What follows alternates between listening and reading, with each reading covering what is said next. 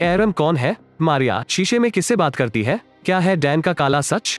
Film की कहानी की शुरुआत होती है गर्भ में 2 बच्चों का सोनोग्राम के बदलते हुए फोटो से। 7 साल की मारिया ब्रेनन स्कूल के लिए तैयार हो रही हैं, जिसकी पर्सनालिटी शर्मिली और सोशली ऑकवर्ड है। उसे उसके एक क्लासमेट जिसका नाम मार्क है ने धमकाया है। मारिया की सिर्फ एक ही दोस्त है जो लिली है, जो अक्सर उसको नजरअंदाज करती है जब वो ग्रुप में होते हैं। मारिया की स्कूल लाइफ आदर्श नहीं है। एक दिन लिली और मारिया आइस हॉकी टीम की प्रैक्टिस को साइडलाइन से देख रही थी, लेकिन लिली इस प्रैक्टिस को रोकती है और उसके बॉयफ्रेंड शान को हग करने लगती है, जिसे देखकर मारिया जेलस हो जाती है क्योंकि काफी टाइम से मारिया का शान पर क्रश था। घर पर मारिया अपने माता पिता डैन और एमी के साथ डिनर करती है। डैन एक प्लास्टिक सर्जन और एक जुनूनी परफेक्शनिस्ट है। वो हमेशा मारिया के जीवन पर नियंत्रण रखता है और यही आंशिक रूप से मारिया की सामाजिक चिंता का कारण है। इसकी माँ अपनी बेटी मारिया के लिए हमेशा अच्छा करने की कोशिश करती है, लेकिन यह भी अपने पति के वर्बल अब्यूज से काफी परेशान है। एमी कोशिश करती है कि अगले प्रॉम नाइट में मारिया लड़के के साथ पैर बनाए, लेकिन मारिया मना करके अपने रूम की तरफ भाग जाती है। मारिया डैन को बात करते हुए सुन लेती है जब डैन एमी को कहता है वो बहुत बड़ी फेलियर है। मारिया अपने पिता के कठोर शब्दों से हट हो जाती है और रोने लगती है। उसके बाद वो अपने पेरेंट्स के रूम में एक ट्विन का सोनोग्राम फोटो शीशे के पीछे लगा हुआ देखती है। फोटो देखने के बाद वो शावर लेने चली जाती है और शीशे में अपना रिफ्लेक्शन देखती है, जिससे वो डर जाती है और वहां से भाग जाती है। ब्रेकफास्ट के दौरान वो डैन को रात के इंसिडेंट के बारे में बताने की कोशिश करती है, लेकिन डैन उसकी बात को काटता है और कहता है कि वो स्कूल में कितनी बुरी दिखती है।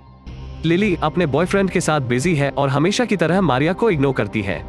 जब मारिया मार्क को नहीं देखती तो वो पैर अड़ाकर उसे फर्श पर गिरा देता है। शान को छोड़कर सब हंसने लगते हैं। शान उसकी उठने में हेल्प करने आता है और शो करता है कि वो ठीक है, और मार्क को भी उसके बिहेवियर के लिए मारता है। उसी रात को मारिया सुनती है कि उसके नाम को कोई बाथरूम से पुकार रहा है। वो और आराम आराम से चलने लगती है। वो शीशे में देखती है कि उसका रिफ्लेक्शन पलटकर उसे देख रहा है। रिफ्लेक्शन खुद को एरम इंट्रोड्यूस करता है। एरम कहती है कि जन्म से ही वो उसके साथ रहती है। रिफ्लेक्शन मारिया के सभी दुखों को खत्म करने का दावा करता है, लेकिन उसका वास्तविक मकसद क्या है इसकी व्याख्या नहीं करता है। मारिया एरम से बात करते करते उसे पसंद करने लगती है, क्योंकि एरम उसकी पसंद, भय और नापसंद सबको अच्छे से जानती है। मारिया को इस बात की कोई चिंता नहीं है कि वो किसी रिफ्लेक्शन से बात कर रही है। अगले दिन वो अच्छे मूड में है। स्कूल के बाद वो अपने पिता के क्लिनिक जाती है, जहां वह नोटिस करती है कि वो मरीज के साथ काफी मित्रतापूर्वक बात करते हैं। मारिया इसके बारे में ज्यादा नहीं सोचती और अपने पिता के साथ बॉन्डिंग स्ट्रॉन्ग करने के लिए मूवी देखने जाती है। जब वो वहां से जा रहे होते हैं तो मारिया मार्क से टक्कर खा जाती है, लेकिन डैन की मौजूदगी में वो उसके साथ अच्छा व्यवहार करता है, लेकिन उसके दोस्त उस पर हंसते हैं, जिससे मारिया को काफी बुरा फील होता है। डैन नोटिस करता है कि वो सब उसकी बेटी को परेशान कर रहे हैं, लेकिन घर वापस जाने तक वो कुछ नहीं कहता। वह कल उसे अपने जन्मदिन के प्रेजेंट के लिए क्लिनिक में आने के लिए कहता है। रात में मारिया एरम से बात करती है, जो उसे डैन के साथ उसके रिश्ते को सुधारने की कोशिश करने का अप्रूवल नहीं देती है। वह सोचने के लिए मारिया पर एरम हंसती है कि डैन वास्तव में उसकी परवाह करता है। दूसरी ओर मारिया का मानना है कि उसके पिता कल उसे एक कार देने जा रहे हैं ताकि उसे उन मार्क के दोस्तों के साथ बस नहीं लेनी पड़ेगी। लेकिन जब दूसरे दिन डैन से पता चलता है कि उसके बर्थडे का उपहार राइनोप्लास्टी है तो उसकी आशा कुचली जाती है। डैन उसे नाक की सर्जरी कराने को कहता है, जिससे वो सुंदर लगेगी। बातचीत के बाद मारिया हताश रह गई है, इसलिए वो घर लौटने के बाद उस बहा एर कहती है कि डैन को वो हमेशा यह जानती है कि उसके पिता किस तरह के व्यक्ति हैं, और उसे मालूम है कि मारिया दुखी है और वो डैन के अफेयर की हंसी उड़ाती है। एमी सुन लेती है कि उसकी बेटी बाथरूम में खुद से बात कर रही है और बाहर चिल्लाती है। एमी इसके बारे में डैन को बताती है, लेकिन डैन उसे स्लीपिंग पिल दे देता है और उसे रेस्ट करने को कहता है। सोने से पहले वो डैन को कहती है कि उसे फिर से वही नाइटमेयर्स आ रहे हैं। अगले दिन लिली और मारिया ओल्ड क्लब हाउस में प्रॉम के लिए स्कटिंग प्रैक्टिस करने आते हैं।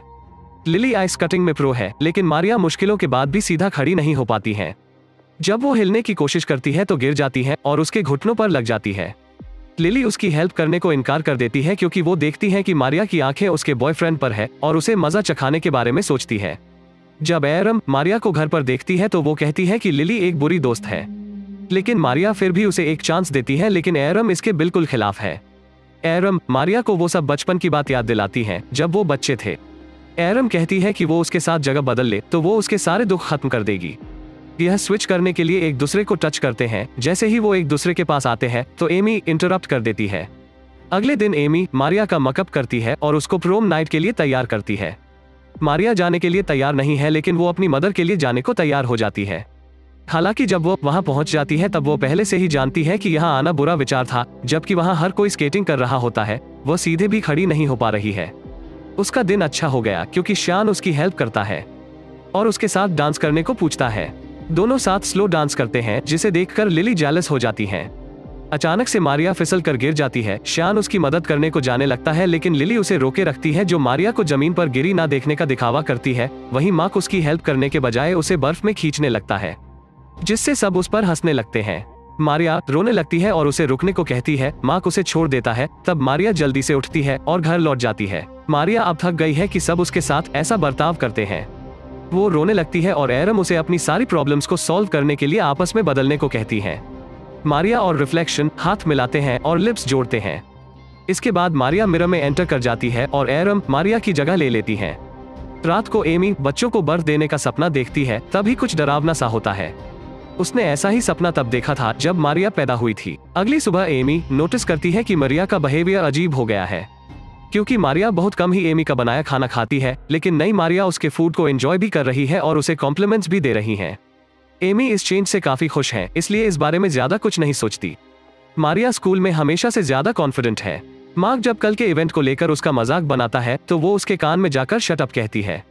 श्यान इसका विटनेस होता है और मारिया से पूछता है कि उसने मार्क के कान में क्या कहा। एर ने कहा कि मौका मिलने दो, मैं भी सेम तुम्हारे साथ करूंगी। लिली कल के इंसिडेंट उठाती है और कहती है कि इसे जोक की तरह लो और जाने दो। एरम कहती है ठीक है, लेकिन जब तुम मुझे आइस कटिंग करना सिखाओगी। अचानक से आए कॉन्फिडेंट को लेकर लिली कंफ्यूज्ड हो जाती है। फिर लिली उससे प्रैक्टिस के लिए क्लब हाउस में मिलने को तैयार हो जाती है। स्कूल के बाद एरम डैन से मिलने उसके ऑफिस जाती है।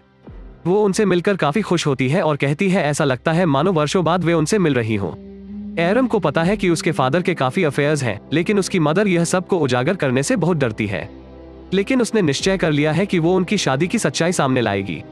जब कोई भी रिसेप्शन पर नहीं होता तो वो डैन की गर्लफ्रेंड को कॉल करती है और कहती है कि क्लिनिक नंबर 1 पर आओ। और वो अपनी मदर को भी झूठ कहती है कि आज एमी और डैन की डेट है। जब एमी ऑफिस आती है तभी वो डैन की गर्लफ्रेंड से एलिवेटर पर मिलती है और उसे पता लगता है कि वो डैन की गर्लफ्रेंड है। उसी रात को एरम एमी से पूछती है कि मेरे डैड कहाँ है, जबकि वो जानती है कि वो अपनी गर्लफ्रेंड के साथ है। एमी झूठ बोलती है कि वो लेट तक काम करेंगे। गुस्से में एरम कहती है कि जो फैक्ट है उसे एक्सेप्ट करो कि आपका पति किसी और महिला के साथ सोता है। तभी एमी एरम को चाटा मारती है, लेकिन फिर सॉरी भी बोलती है। इसके बाद एरम स्माइल करती है कि उसका प्लान काम कर गया। मारिया दुखी है कि एरम उसकी मदर के साथ रूड है। एरम कहती है वो जो कर रही है उसको करने की हिम्मत मारिया में कभी नहीं थी। एरम ने कहा कि विश्वास को बनाए रखे, लेकिन मारिया को उस पर डाउट होने लगता है कि क्या इसे बाहर भेजना एक अच्छा आइडिया था। अगले दिन स्कूल के बाद सब चले जाते हैं, लेकिन एरम मार्क को वॉशरूम में आने का लालच देती है। जब मार्क उसे नहीं देखता तो एर उसे हॉकी से मारती है, फ्लो पर बेहोशी की हालत में लिटा देती है, ताकि वो दोबारा उसके साथ वो ना कर पाए जो उसने किया था। उसके बाद लिली और वो क्लब हाउस स्कटिंग की प्रैक्टिस के लिए जाते हैं। अब एरम स्कटिंग में लिली से ज्यादा अच्छी हो गई है। लिली कहती है कि उसको शुरू से विश्वास था कि वह मारिया से हर चीज में बेहतर है। लिली सरप्राइज है कि एरम उसे प्रोफेशनल की तरह कॉपी कर रही है।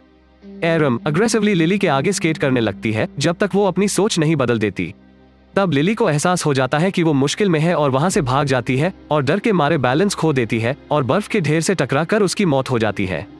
एरम तुरंत पुलिस को कॉल करती है, रोने का नाटक करती है। मारिया को फ्रेंड के चले जाने का अफसोस होता है, लेकिन एरम कहती है कि लिली यह डिजर्व करती थी। मारिया मिरर से बाहर आने को कहती है, लेकिन एरम मना कर देती है कि उसे अभी बहुत कुछ करना है। लिली के जाने के बाद एर श्यान के घर जाती है और दुखी होने का नाटक करती है, लेकिन सच तो यह था कि वो उसके करीब जाना चाहती है।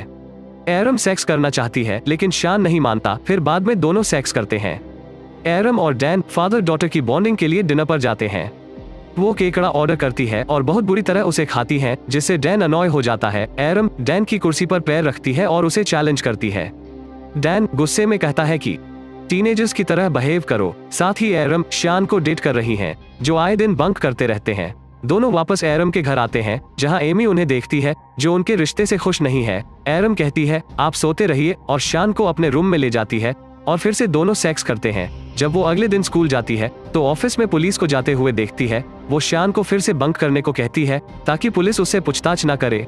दोनों होटल जाते हैं और अनड्रेस होते हैं, लेकिन फिर श्यान की मदर का कॉल आता है कि पुलिस उसे और मारिया से डेथ के बारे में बात करना चाहती है।